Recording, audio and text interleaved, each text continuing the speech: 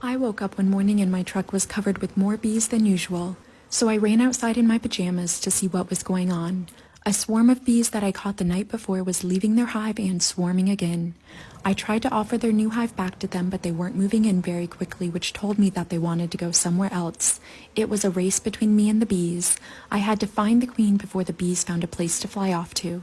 After a few minutes, I found her. I put her in a clip to keep her safe, but before I could put her in the new hive, I had bees swarming to her in my hand. As soon as I put the queen in the hive, the bees began to go right in. I still had some bees on my hand who weren't leaving because they could still smell their queen on me. So I shook them off so they could find her. Within minutes, the entire colony was rushing to get back into their new hive.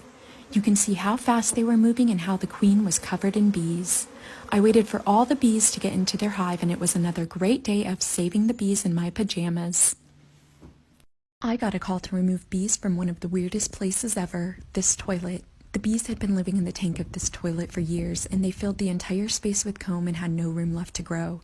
So I got to work removing the hive. Everything I removed from the original hive was safe for the bees to have in their new home. Here's what the comb looked like. This piece had honey at the top, pollen below, and brood on the bottom. I spent a lot of time carefully removing each piece of comb. This was a happy and healthy colony of honeybees, and they were not stinging me at all.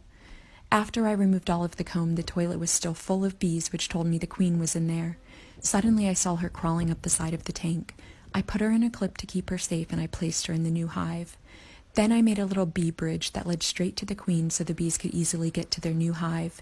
It worked, and the bees marched right in. After the bees started to recognize the bee box as their new home, I closed up the hive, I waited for the colony to move into the box, then we drove home, and it was another great day of saving the bees.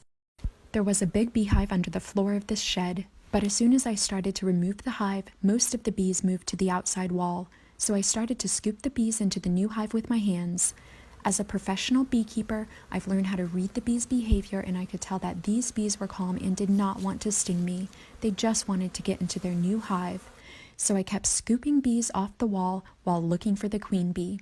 When the bees are gentle, I prefer to wear as little protective gear as possible. The less gear I'm wearing, the more dexterity and agility I have. After scooping most of the bees off the wall, I didn't see any signs of the queen. So I went back in the shed to look for her, and there she was, surrounded by her attendant bees. I put her in a clip to keep her safe, and as soon as I put the queen in the new hive, all of the other bees followed her pheromones and went into the new hive on their own. I waited for all the bees to get into their new home, then I closed up the hive, and it was another great day of saving the bees.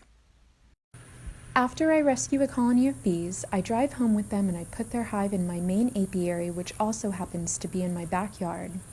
After I unload them from my truck, I carefully set their hive on a stand.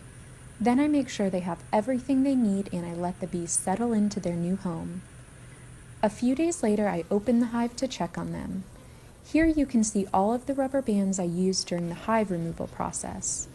The bees will attach the comb structure from the original hive into the wooden frames of the new hive. Sometimes they'll even use the rubber bands as building guides or as scaffolding to help them build more comb. When the bees have secured the comb into the frames, they'll chew through the rubber bands and drag them out of the hive. And now the bees can continue the important work they do in peace.